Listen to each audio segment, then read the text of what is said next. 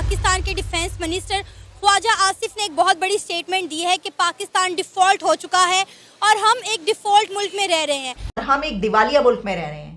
ये कहना है डिफेंस मिनिस्टर ख्वाजा आसिफ का। आपने सुना होगा डिफॉल्ट हो रहा है या दिवालिया हो रहा है या मेल्टडाउन हो रहा है, वो हो चुका हुआ है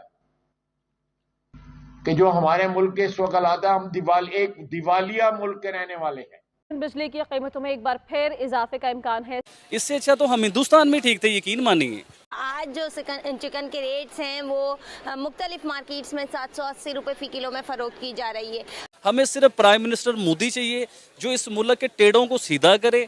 कुछ अरसे में हमें ये लग रहा है कि हम लोग घर की आहिस्ता आहिस्ता चीज़ें बेचेंगे और हम अपनी ज़रूरियात पूरी करेंगे। अगर सऊदी अपने पैसे निकाल ले या कतर के जो पैसे हमारे पास पड़े हुए हैं वो निकाल ले तो हम तो सड़कों पर बैठे हुए हैं ना। बांग्लादेश तो शायद शुक्र करेगा कि हमसे अलग हो गया। हमें 200-300 मिलियन डॉलर के लिए मैंने खुद देखा है मिन्नतें करते हुए अपने हुक्मरानों को। मैं उनके साथ होता हूँ। पहले जो लोग पाकिस्तान जिंदाबाद के नारे लगाते थे, अब वो पाकिस्तान से जिंदा भागने के नारे लगाने पर मजबूर हैं। यार चलो पाकिस्तान जिंदाबाद, तो पाकिस्तान से जिंदा भाग। तो इससे अच्छा तो वो मूंदी है, यकीन माने उसके लोग उसे कैसे मानते हैं और वो कैसे अपने लोगों के साथ संसेर है मोदी। हमें मोदी मिल जाए। उनका मीडिया ना वफादार है इंडिया के साथ। अच्छा। हमारा मीडिया वफादार नहीं है। अब दूध जो है वो 220 रुपए का हो चुका है।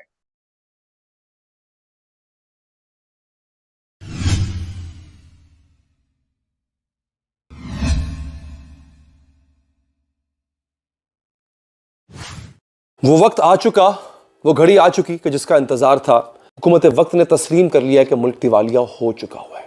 और ये जो कह रहा है कि मुल्क दिवालिया हो चुका है, उसके बाद आपकी और मेरी घरों में कैसे फाके पड़ने वाले हैं, मैं आपको वही बताऊंगा।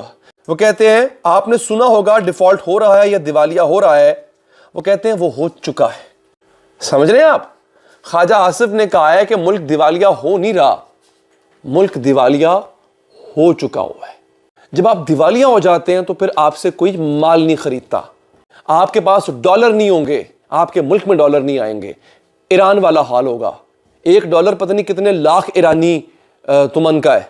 मैं जितना आज परेशान हूं ना अपने मुल्क को लेकर के, इतना मैं आज से पहले कभी परेशान नहीं हुआ। नाजरीन, आपको हम ये बताना चाहते हैं कि मुल्क का दिवालिया निकल गया है। पाकिस्तान हैज डिफॉल्टेड, मुल्क दिवालिया हो गया है। बताने की कोशिश की जा रही है कि भाई अनाउंसमेंट से पहले ही बता दो, जब ऐलान होगा तो बहुत भारी भरकम जो पहाड़ है वो सरों पे गिरेगा। तो ऐसा है कि पहले आहिस्ता आहिस्ता तैयार कर लें, लोगों को, पब्लिक को तैयार करें। इस तरह की बातें कर दें, कोई इधर से एक ऐलान कर दे, कोई उधर से ऐलान कर दे, ताकि लोग तो पहले ही कहना शुरू कर दें वो तो पहले ही बता रहे थे। चाइना की जो सरकारी शिपिंग कंपनी है उसने कहा है पैसे दो, पैसे कर दो तो फिर कंटेनर्स आएंगे। पहले अदायगी, पहले पेमेंट और उसके बाद कंटेनर्स आएंगे। ऐसे नहीं चलेगा काम। चीन वो मुल्क है जिसको भाई अब कितनी मर्तबा कहें, समंदर से गहरी और पहाड़ों से ऊंची दोस्ती। तो ये हमने क्या किया है, ये क्या हुआ है इतने दिनों में? हर बंदा आपको कहता हुआ नजर आएगा कि दहशतगर्दों का कोई मजहब नहीं होता। इसकी वजह यह कि दहशतगर्द जो हमारे इस वक्त मुल्क में सब कुछ करते फिर रहे हैं वो मुसलमान हैं। इसलिए हम ये कहते हैं छुपाने के लिए कि ये तो हमारे मजहब के लोग हैं, जो मजहब हमारा है वही इनका है। तो भाई ये तो बड़ी बदनामी की बात है। तो कह दो कि दहशतगर्दों का कोई मजहब नहीं है, दहशतगर्दों का कोई नज़रिया नहीं है। ये जो हमले कर रहे हैं ना आपके ऊपर, इनका मजहब भी है जो सब जानते हैं और इनका नज़रिया भी है जो सब जानते हैं। मुसलमान मुसलमान को मार रहा है। आप ये चीज़ लोग इस पे बात करें इसलिए आपको डर लगता है। यहाँ पे कुर्सी के लिए सब लोग जंग लड़ रहे हैं, कोई ये नहीं सोच रहा कि हम लोग पाकिस्तान के लिए कुछ करें। आप यकीन करें, जिंदा तो जिंदा, अब कब्रों के ऊपर टैक्स लगाने पे गवर्नमेंट आ गई है। जो बड़ी साइज़ की कब्रें हैं, बाकायदा रात को इसको उन्होंने बजट के अंदर बताया कि बड़ी साइज़ की कब्रों के ऊपर भी गवर्नमेंट अब टैक्स लगाएगी। अरसे में हमें ये लग रहा है कि हम लोग घर की आहिस्ता आहिस्ता चीज़ें बेचेंगे और हम अपनी ज़रूरियात पूरी करेंगे। बांग्लादेश तो शायद शुक्र करेगा कि हमसे अलग हो गया। 1947 में पाकिस्तान जिंदाबाद के नारे लगाए जाते थे, लेकिन अब पाकिस्तान की आवाम जो नारे लगा रही है वो ये है कि भाग जिंदा पाकिस्तान से, चाहे इंडिया ही क्यों ना जाना पड़े। ये ख्वाजा आसिफ साहब नून लीग वाले हैं ना, अल्हम्दुलिल्लाह सच बोला इन्होंने, क्योंकि ये बड़ी देर से ना हमें घुमा रहे हैं। और आपको एक चीज़ बताऊं, डिफ़ॉल्ट तो तकरीबन हम लोग हो चुके हुए हैं। अच्छा। हमारे मुल्क की बदकिस्मती चेक करें कि हम किस मुल्क में पैदा हुए हैं, कि जिस मुल्क में हमने टैक्स भी दिया सारी ज़िंदगी, हमने कुछ भी परचेज़ किया उसके ऊपर टैक्स दिया गवर्नमेंट को, और हमारे साथ क्या हुआ है इस मुल्क के बीच में कि उस टैक्स का ना हमें को तहफ़्फ़ुज़ दिया गया, ना वो रिटर्न हुआ टैक्स हमें, और पता चला जी हमारा मुल्क डिफ़ॉल्ट ब्लैक हो रहा है, डिफ़ॉल्ट हो रहा है, बैंकक्रप्ट हो रहा है, पेट्रोल नहीं है इनके पास, कोई चीज़ नहीं इनके पास, ये क्या कर रहे हैं। आपको पता है कि 1947 में जब पाकिस्तान बना तो पाकिस्तान जिंदाबाद के नारे लगते थे, लेकिन अब टीवी चैनल्स पर जो नारे चलते हुए नजर आ रहे हैं वो ये है कि पाकिस्तान से जिंदा भागो चाहे इंडिया चले जाओ। जी बिल्कुल ठीक नारे लग रहे हैं। मैं कह रहा हूँ अल्लाह ना करता ऐसा होता ही ना, सारा पाक हिंद एक होता। आज आपको टमाटर 20 रुपए किलो मिलते, चिकन 150 रुपए किलो मिलता, पेट्रोल 150 रुपए लीटर मिलता आपको।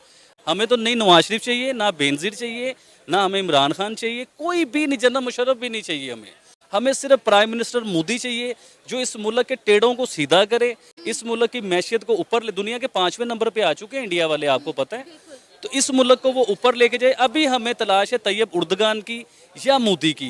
यानी कि आप अच्छी जिंदगी गुजारने के लिए इंडिया के साथ ही मिलजुल के रहने के लिए तैयार, आप मोदी की हुकूमत को भी कबूल करने को तैयार हैं? जी बिल्कुल तैयार हैं। मोदी साहब ग्रेट मैन क्या कर रही हैं। मोदी कोई बुरा इंसान थोड़ी है।